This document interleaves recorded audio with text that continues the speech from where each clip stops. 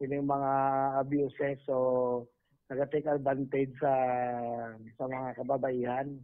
And that's why isa rin sa mga focus area namon nga dapat ma-improve pagin namon kasi siyempre amo yung mga kababayan naton although ka-fight sila for equality pero siyempre consider naman sila nga part sa mga vulnerable mga citizen naton nga most likely ginabusuhan sa mga kalalakihan.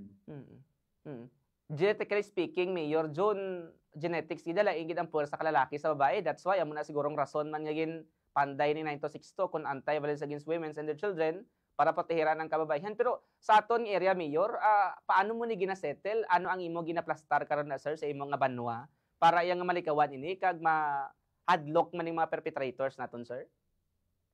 Actually, ginasadihan ginamon ang profile sang victims and perpetrators, no? Kasi para sa amon, do 3 years sa kami nga nag-combat against rape or abuse sa kababaihan, especially sa kabataan. And isa sa mga pag sinamang gitunan mo ng profile, ano tong mga common denominator sa mga biktima? Kag common denominator sa mga perpetrators, no? So, to give an example, almost 50% sang recorded namon nga sexual abuse sa kabataan are perpetrated by either sang tatay or sang lolo or tiyohin, no? So yan ang common denominator.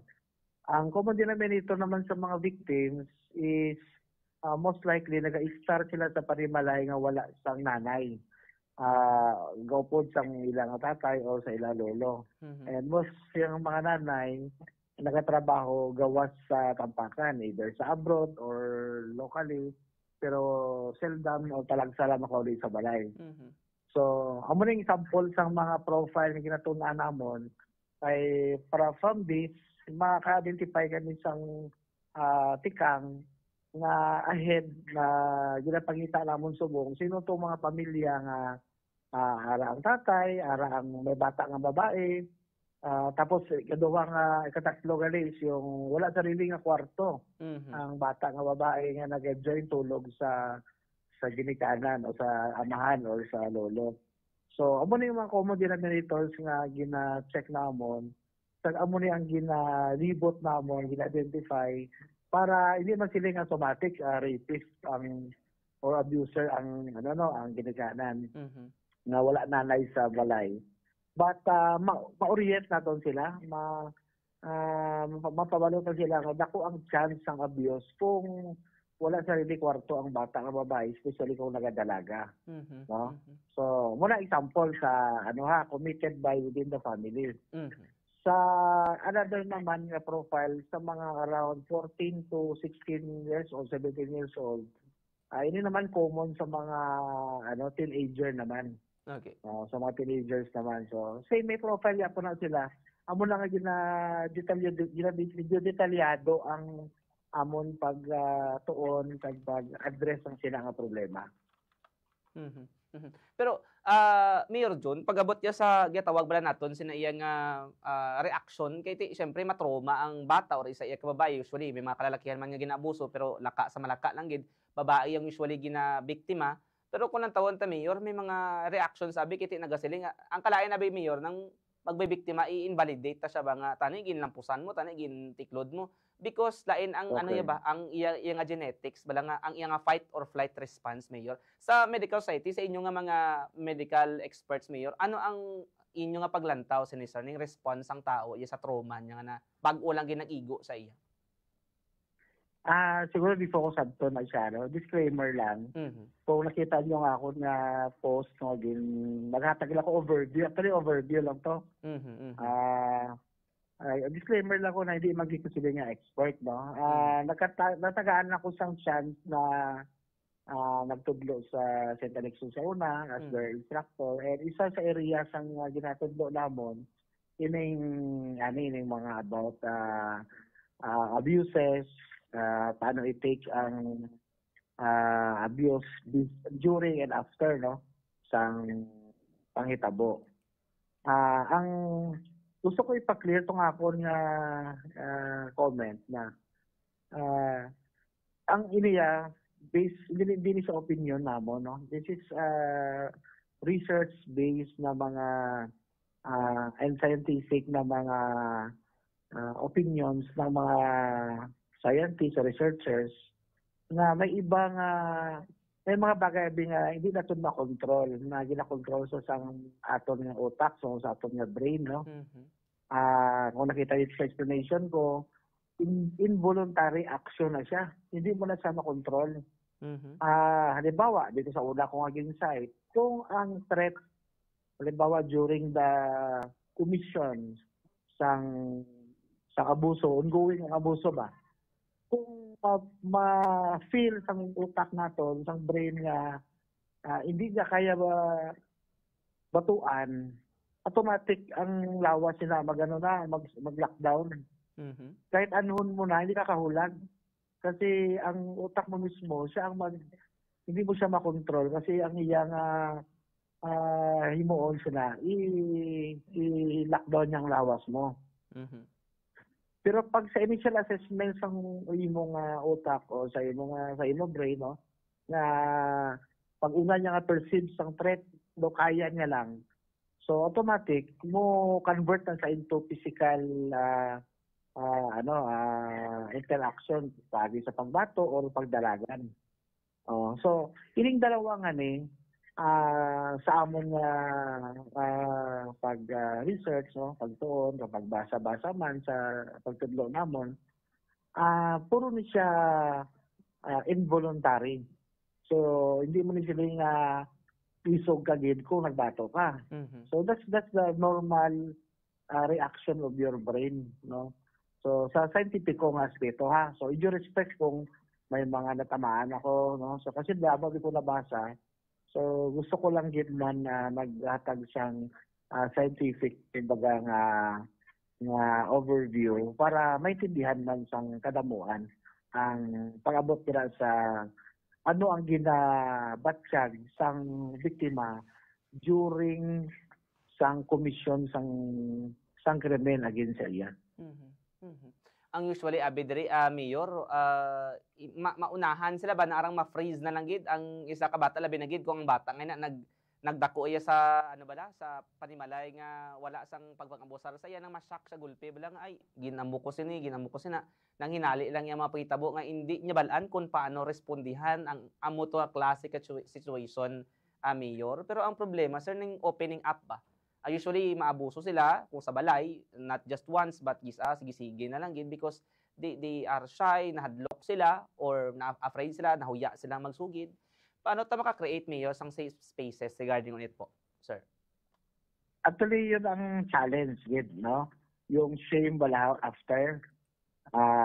Especially po ang perpetrator is person in authority sa ilang kinabuhi, no? Yeah. That's number one, no? Mga tao nga ginatanaw nila nga may authority over sa ila.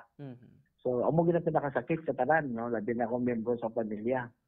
Or may posisyon sa gobyerno o whatsoever, may armas, no? Tao ba lang ang tanaw nila may authority over sa ila. So amo gina ang pinaka-worst kay hadlok na sila, no? Hadlok sila. Hindi sila makareact. Even after some crime, ang hadlok nila ara. Kaya nga minsan, repetitive kapila mabusuhan ang biktima. So, hindi mo mahambal bala nga sala na sang biktima. It's really something na before kita siguro magkomentar, tun-an naton sa madalom kay lain gid ang ginabatsyag sang biktima during that time. Sino abi gusto nga inaabuso, di ba? Sino abi gusto nga hindi magbato? Yeah. Pero hindi mo siya pwede ang balon nga mali ang wala siya nagbato.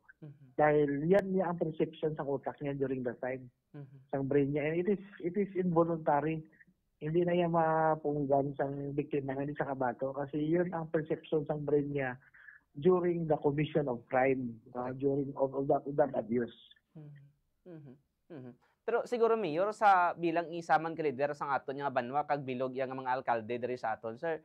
Paano ta na sir mapaplastar karon sa kada banwa kay ti I know hindi lang sa Tampakan only ang natabo ina, may Pulumulok, may even sa first district, second district ug third district naton may mga kulo-kasubong sa napahitabo nga wala pa naton nabatian hambal ko na gani hindi lang siguro iya ini matabo subong lang because dati pa ni subong is just damo-damo lang sang outlet, may social media na nga dasi maglaptang information ang awareness. Ano ang aton sir iplastar karon sa mga alkalde naton sa Cotabato to also to raise the awareness sang publiko kag ang ila iya nga ginapangalagaran nga banwa kag syudad para iya nga mangin maayo sir ang plastar sini kag malikawan ang pagpangabusar sa kababaihan, Mayor. Ah, Actually, hindi pa ginamo na discuss sa level sa mga mayor no? Kasi ang amo na din nga site sini within the locality of Tampakan. Yeah. Wala lang namo na publish with, wala ginamo gina-publish. Pero ang MSWD ko headed by Sir Johnny Dulong, very close ang ako nga coordination sa iya sa pag-combat sini no. Kasi on average may ara kami around 12 abuses per year sa Tampakan for the past 3 years. Recorded lang na ha. 12 abuses against mga babayhan. So muna nga medyo proactive kami dira and ginafat namon nga masolusyonan namon no. So parang timely po nga may nagawa sa issue sa social media no. Kasi wala ba ko nakabati gid sang kahit tong mga statement na gibuyan sang angkor natin yung vice mayor natin. Wala man ko nakabati gid. Nabasa ko lang sa mga social media. So that's why ang akon nga reaction is general no. General based on our understanding. So parang timely gid siguro nga ma-brought up na rin siya sa mga different LGUs na kailangan maging part ng priorities no sa mga mayor ang ini nga usapin, ini nga problema kasi yan ang trabaho namon nga proteksyonan ang mga dili kaya magproteksyon sa ilang kagalingon. And siguro ang amon nga practice pwede po namon although di siya perfect, but at least ma-share namon nga before yung possible na commission of crime, may ginahimo kami nga mga pamagi or information dissemination or pag-visit sa mga possible na nagiging biktima through sa pagtuon sa profile sang victims kag sa mga perpetrators. Okay. So anyways, damo kami nabatian sa imong mayor nga ti mapulutan man namon iya ka pagtuon bilang isa ka nurse, leader man sang imo iya nga lugar mayor, parting statement kag panawagan po sa tanan nga mga tagpalamati subong naton para iya nga maintindihan sang tanan kag malikawan ining pag victim blame bala kay usually ang iban ginahambal nila iya nubo abi mo short, di ba? Kay hindi kini sa pwede mayor nga ihambalon naton nga amo na because may mga perpetrators kid baskin ano imo bayo ano itsura sa isa ka tawo lalaki man o babae kun niya sa rason gagid nila. Parting statement mayor sa aton matag palamati sa aton nga matag palamati subong nga hapon ang kun nga udto mayor. Siguro this is in general ko lang gid nga unsolicited advice ko as not as mayor no, as a simple person lang. Always maginaginaton naton na pag-abot sa victims, we should empathize rather than sympathize. No? Ay, ano ibig sabihin, hindi kailangan sa biktima ang aton nga kaluoy. Ang kailangan sang biktima nga maintindihan naton siya sa ginabadsag niya kung doon kita man bala ang biktima during that time. Kung ano ang nabatsagan niya, dapat amo na nabatsagan naton. And once nga ibutang sang aton nga kagalingon sa sapatos ng biktima during sining pag-abuso sa iya, mas maintindihan natin sang dalo nga amo lang iya naging reaksyon o amo lang nahimo niya or amo lang wala niya nahimo during that time. From then, sigurado ko hindi kita magkamali, hindi kita maka-blame sang biktima kung ginasunod lang natin ini nga simple nga pamaagi nga hindi kailangan sa biktima ang simpatiya naton. Ang kailangan niya na maintindihan naton ang balatsagon niya nga daw kita man ang naging biktima sa krimen during that time.